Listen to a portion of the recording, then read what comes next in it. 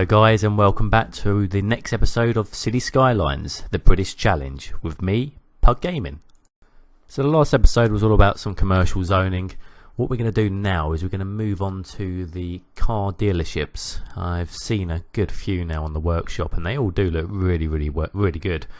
We're going to start with the Ford dealership, which in my opinion is probably the best one out there in terms of its actual design itself and the assets involved with it. So we're going to start with that first. You probably also saw me plop down another one. That's the Toyota dealership, which again, in my opinion, they're the two best ones there. There is a Porsche one which looks really nice, but not quite what I want in this area. We may put one somewhere else, but it doesn't really fit the theme at the moment here. So as with most dealerships, they always have a large area where all the cars are parked, fenced up around the sides, and a little sort of area where the more posher cars are sort of fronted at the start of the building itself. Had a bit of difficulty at first trying to line all these cars up. I did think about having the sort of car parking bays at first, but it was far more easier in the end to remove that and just plonk the cars in themselves.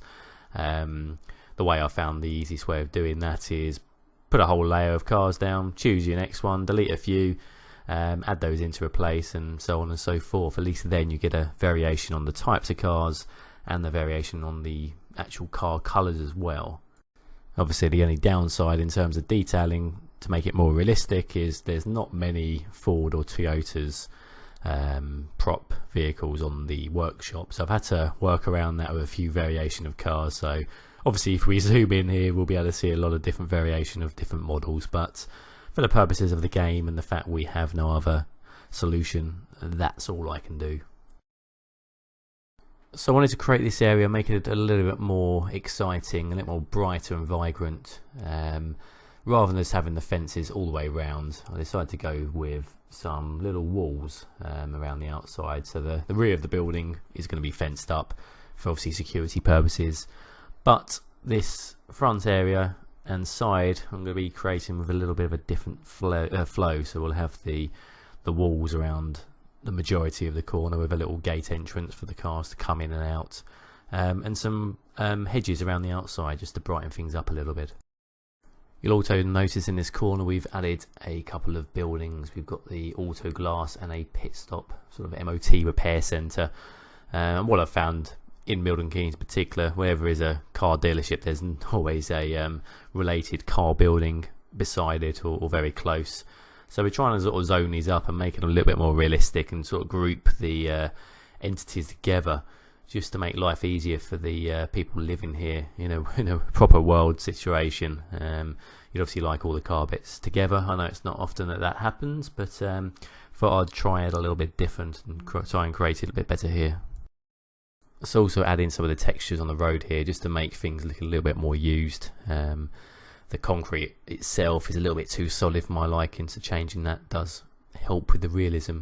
And we do a bit of light fixtures here as well. We put a few lights in to shine up the car areas, which is often what you see in these car dealerships. They do like to make things look pretty even at night time.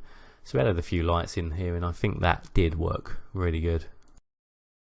I've also been experimenting with some of the foliage as well, and I do really like making these grass areas with the small and tall grass assets.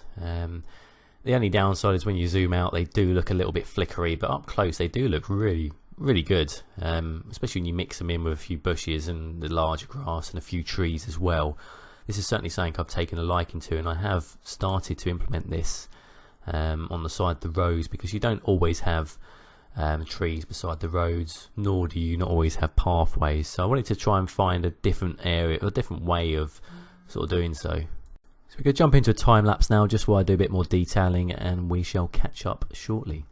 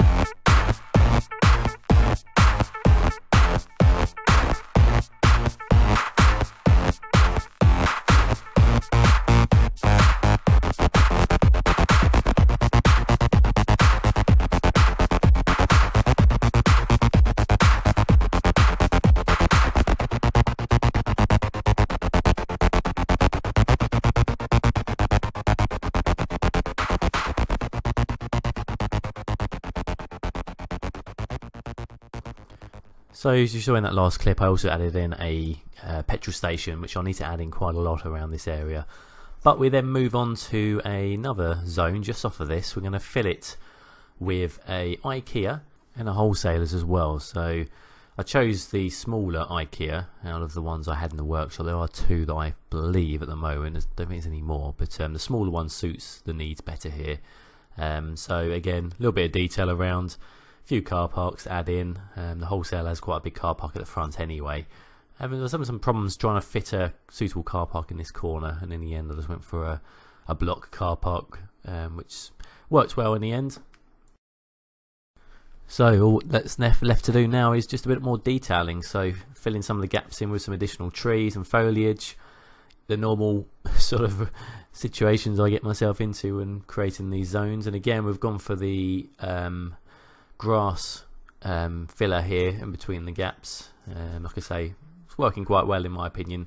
Up close they look absolutely beautiful, but from a distance they don't always look the best, but it worked out quite well in the end, and I decided to change the colour of the gates around the wholesales here just to match the colour of the building, and it worked pretty good from my opinion. We added in some crates and stock along with some lorries as well and some forklifts, so just to create a bit of presence in this area, just so it doesn't look like it's a big concrete area. I want to make it seem like yes, there is something that happens in this area. And that's pretty much it, guys.